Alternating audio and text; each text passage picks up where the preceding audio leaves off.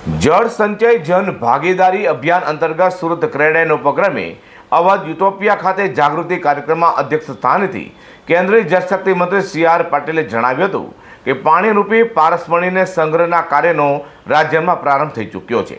જળ સંચય અભિયાનનો પ્રારંભ કરતા સી.આર. પાટીલે કહ્યું હતું કે ગુજરાત રાજ્યમાં 80,000થી વધુ બોર રિચાર્જનું કમિટમેન્ટ મળ્યું છે, તો ક્રેડા 1,111 બોર હાર્વેસ્ટિંગના કામો કરશે. જળ સંચય જન ભાગીદારી અભિયાન અંતર્ગત સુરત ક્રેડાઈના ઉપક્રમે અવધ યુટોપિયા ખાતે જાગૃતિ કાર્યક્રમમાં અધ્યક્ષ સ્થાનેથી કેન્દ્રીય જળશક્તિ મંત્રી સી.આર. પાટીલે જણાવ્યું હતું કે પાણીરૂપી પારસમણીને સંગ્રહના કાર્યોનો રાજ્યમાં પ્રારંભ થઈ ચૂક્યો છે. રાજ્યમાં 80,000 બોરને લગતા વોટર હાર્વેસ્ટિંગના કામો કરવાનું કમિટમેન્ટ મળ્યું છે. આવનારા સમયમાં ગુજરાતમાં 2 થી 2.5 લાખનો લક્ષ્યાંક છે. વરસાદી પાણીનું મેનેજમેન્ટ કરી એક ટીપાને ભૂગર્ભમાં ઉતારવાનો અનુરોધ કર્યો હતો.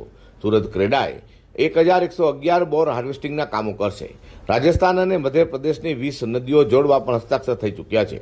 વધુમાં કહ્યું કે ગામનું પાણી ગામમાં, સીમનું પાણી સીમમાં અને ખેતરનું પાણી ખેતરમાં જ રહે અને ભૂગર્ભ જળ રિચાર્જ થાય તે માટે જળ સંચય અભિયાન આશીર્વાદરૂપ નીવડશે.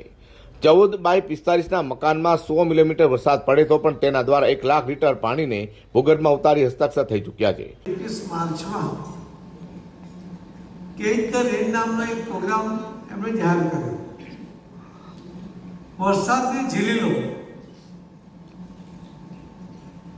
અને વરસાદને ઝીલવા માટે તમારે રેન વોટર હાર્વેસ્ટિંગ કરવું પડે. પરંતુ ત્યાર પછી કદાચ એમાં ઇલેક્શન પણ સામે હતું, કદાચ એમાં બહુ વધારે પડતું કામ ના થઈ શક્યું અને આ જવાબદારી પછી સુરતને મળી. મને નથી મળી આ જવાબદારી, સુરતને મળી છે. આપણે એનું બીડું ઝડપ્યું. સુરતમાં યોજાયેલા જળ સંચય જન ભાગીદારી અભિયાનને સફળ બનાવવા ક્રેડાઈ અનેક આયોજનો કરનાર છે. Bureau report G10 news.